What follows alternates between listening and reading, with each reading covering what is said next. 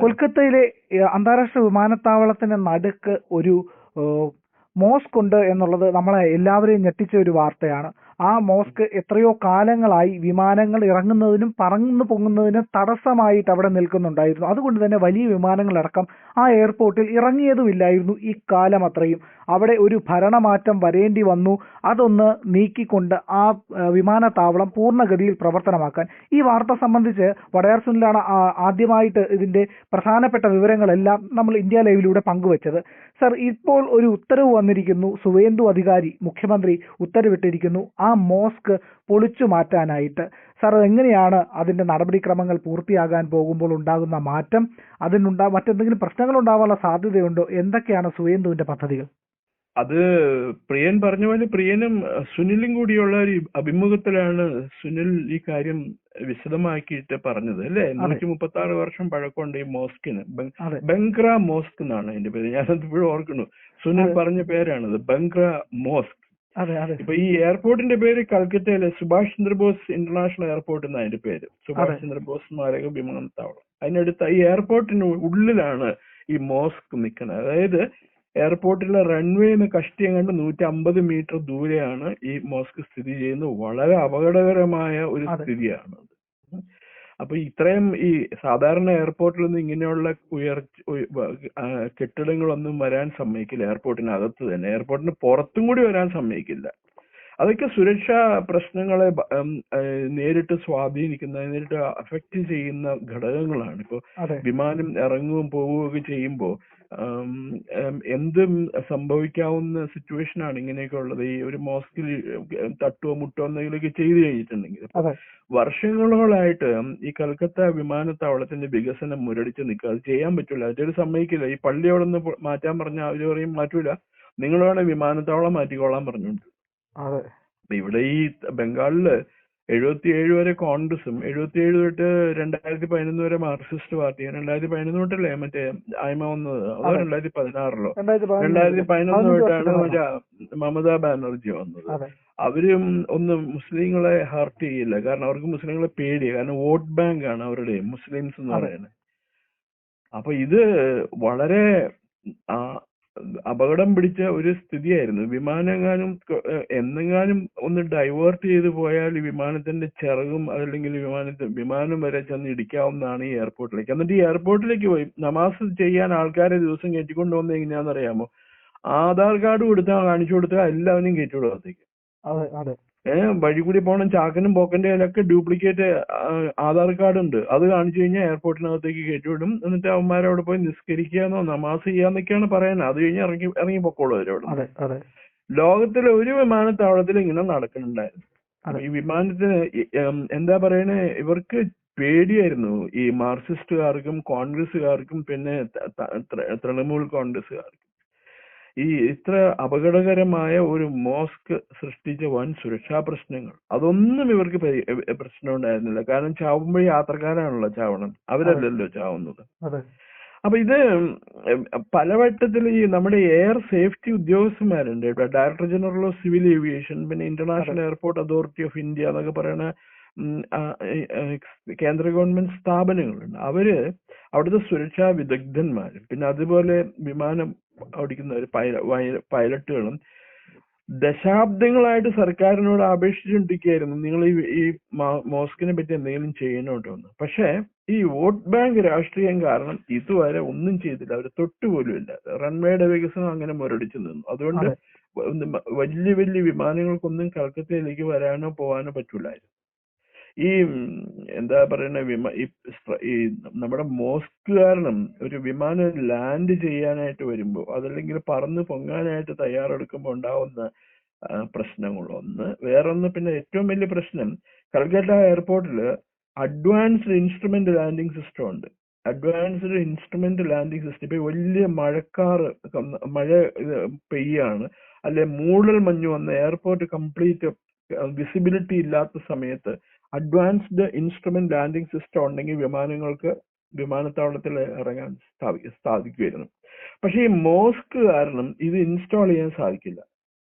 Okay, മനസ്സിലായോ? അതെ അതെ മനസ്സിലായി സർ. അപ്പൊ അതുകൊണ്ട് ഈ ഒരു പിന്നെ അത് മാത്രല്ല, ഇത് ഈ മോസ്ക് എന്ന് പറയുന്ന വിമാനത്താവളത്തിന്റെ ഹൈ സെക്യൂരിറ്റി സോണിലാണ്.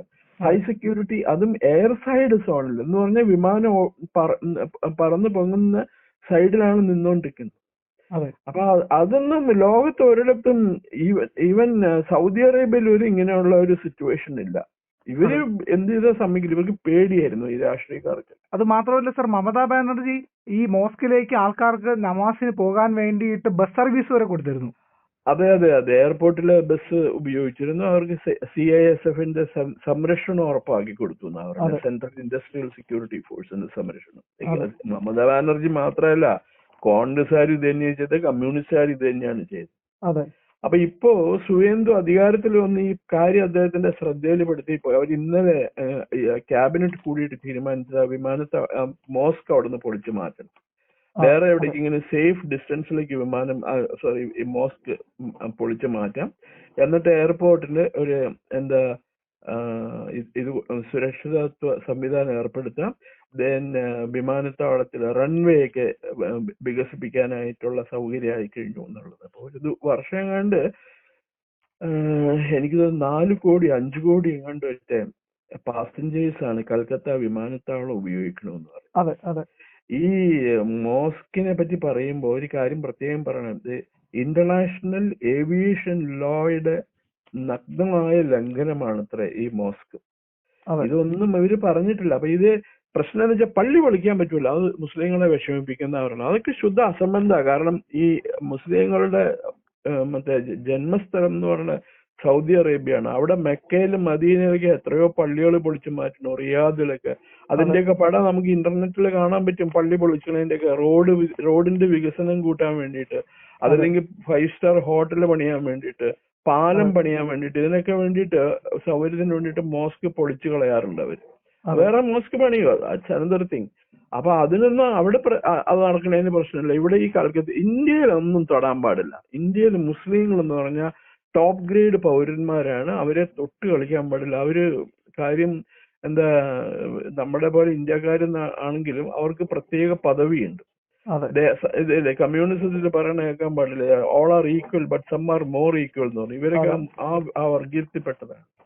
ഇപ്പൊ ഇന്നലെ തൊട്ട് എയർപോർട്ടില് മോസ്കിലേക്ക് നമാസിന് ആൾക്കാർക്ക് പ്രവേശനമില്ല. അതിന് മേലെ ആരെയും അകത്ത് കയറ്റണ്ടെന്ന് പറഞ്ഞിട്ടുണ്ട്. മുഖ്യമന്ത്രിയാണ് ഓർഡർ ഇട്ടിരിക്കുന്നത്. ഇതിന് ഇത്രയും ഈ വർഷത്തിനിടയിൽ BJP ഗവൺമെന്റ് ആദ്യമായിട്ട് അവിടെ അധികാരത്തിൽ വരേണ്ടി വന്നു ആക്ഷൻ എടുക്കാനായിട്ട്. അവിടെ ഭയങ്കര സ്ട്രിക്റ്റ് ആണ്. ഞാൻ ഇന്നറിഞ്ഞത് ഒരു പെൺകുട്ടീനെ മാനഭംഗപ്പെടുത്തി കൊന്ന് ചാക്കിനകത്താക്കി കുഴിച്ചിട്ടു. അതിൽ 4 പേരെ അറസ്റ്റ് ചെയ്തു. ഒന്നാം പ്രതി പോലീസിന്റെ പിടിയിൽ നിന്ന് രക്ഷപ്പെടാൻ നോക്കിയപ്പോ അയാളെ വെടിവെച്ചു വന്നു. പിന്നെ വേറൊരാൾ പ്രതിയാണെന്ന് സംശയിച്ച അയാളെ നാട്ടുകാരെ തല്ലിക്കൊന്നു. പക്ഷെ ഗവൺമെന്റ് അത് പറഞ്ഞു, അന്വേഷണം നടത്തിയിട്ട് പറഞ്ഞു വിത്തിൻ 24 hours ഗവൺമെന്റ് പറഞ്ഞു ഇല്ലല്ലോ, അയാള് അതിനകത്ത് പ്രതിയൊന്നും അല്ല, അയാളൊരു കാഴ്ചക്കാരനായിരുന്നു, അവിടെ ആൾക്കാർ തല്ലാൻ വന്നപ്പോന്നുണ്ട്. അയാളുടെ അവകാശികൾക്ക് ജോലി കൊടുത്തു പശ്ചിമ ബംഗാൾ ഗവൺമെന്റ്. അപ്പൊ ഇങ്ങനെ സുവേന്ദു വളരെ നല്ല കാര്യങ്ങളാ ചെയ്യണേ. ഇപ്പൊ തൃണമൂൽ കോൺഗ്രസിലെ നേതാക്കന്മാര് തന്നെ, പഴയൊരു MP ഉണ്ടായിരുന്നു, സുഖേന്ദു ശേഖർ എന്ന് മറ്റേ പറഞ്ഞ ഒരാളുണ്ട്.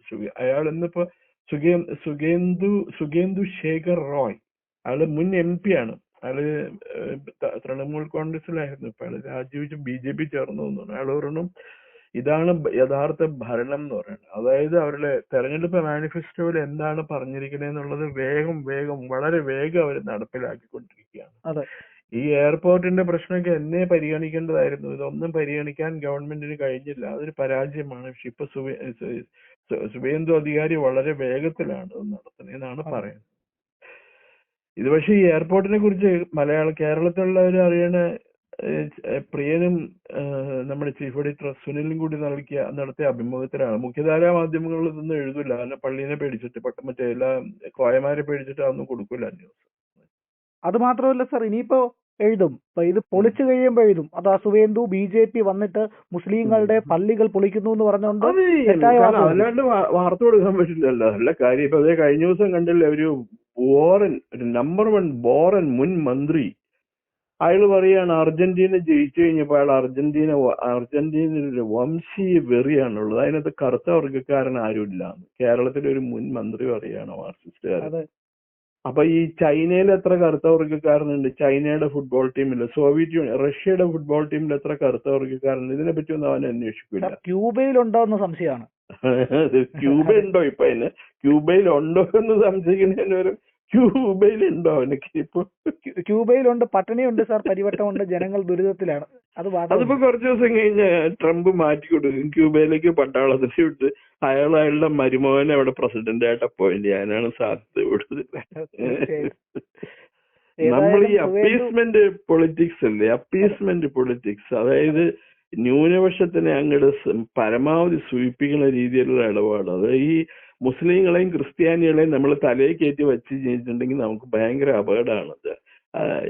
അവർക്ക് ഇന്ത്യ നന്നാവണമെന്ന് അവർക്കും ഈ ആഗ്രഹമില്ല. അവർ ഇന്ത്യ നശിച്ചു പോകണമെന്നേ അവർ ആഗ്രഹിക്കുന്നുള്ളൂ. പല പള്ളിയിൽ അച്ഛന്മാരെ മറ്റുണ്ടല്ലോ, എന്താ ചെയ്യേണ്ടതെന്നറിയാമോ? പുറത്ത് പറയാൻ കൊള്ളില്ല. ഞാൻ പിന്നെ മിണ്ടണല്ലാന്നേ ഉള്ളൂ. ഇതൊക്കെ കോയമാരെയും മൗലവിമാരെയൊക്കെ പിടിച്ച് ജയിലിൽ പിടിച്ചിടണം, എല്ലാത്തിനെയും പിടിച്ചിട്ട് ഈ ഇന്ത്യക്കെതിരെ സംസാരിക്കുന്നതാണ്. അതെ, ഏതായാലും സുവേന്ദുവിന്റെ നിർണായക നീക്കമാണ്, അതിശക്തമായിട്ടുള്ള നടപടിയാണ് ഇത്. ബംഗാളിന്റെ ഭാവിയിലേക്ക് മുന്നോട്ട് പോകുന്നതിനുള്ള കാര്യങ്ങൾക്ക് എല്ലാത്തിനും ഊർജം പകരുമെന്നും പ്രതീക്ഷിക്കാം, അല്ലേ സർ? തീർച്ചയായിട്ടും വളരെ വേഗത്തിൽ. അതിപ്പോ അവരുടെ രാഷ്ട്രീയ എതിരാളികൾ തന്നെ പറയുന്നുണ്ടല്ലോ, സുവേന്ദു വളരെ വേഗത്തിലാണ് ഓരോരോ തീരുമാനങ്ങൾ എടുത്ത് നടപ്പിലാക്കി വരുന്നത്. ഇപ്പൊ കുറെ ദിവസമായിട്ട് ഇങ്ങനെ മാർക്സിസ്റ്റ് പാർട്ടിക്കാര് ബംഗാളിൽ നിന്ന് രാഷ്ട്രീയ അഭയാർത്ഥികളായിട്ട് കേരളത്തിലും തമിഴ്നാട്ടിലൊക്കെ വന്ന് വർക്ക് ചെയ്യുന്നുണ്ടായിരുന്നല്ലോ. പൊറോട്ട അടിക്കാനും ചിക്കൻ മസാല ഉണ്ടാക്കാനൊക്കെ ആയിട്ട് അവിടുത്തെ ജില്ലാ സെക്രട്ടറിമാര് വരെ ഇവിടെ വന്നിട്ട് ഹോട്ടലിൽ ചായ അടിക്കാൻ നിൽക്കായിരുന്നു. അവരൊക്കെ തിരിച്ചു പോവുക ഇപ്പൊ. കാരണം അവിടെ ഇപ്പൊ സ്വാതന്ത്ര്യം ഉണ്ട്, അത് കാരണം അവരൊക്കെ പോവാന്നാ പറയുന്നത് ഇപ്പൊ. അതെ, തീർച്ചയായും സർ. ഏതായാലും ഇത്തരം കാര്യങ്ങൾ കൂടുതൽ ജനങ്ങളിലേക്ക് എത്തട്ടെ. വളരെയധികം നന്ദി സർ.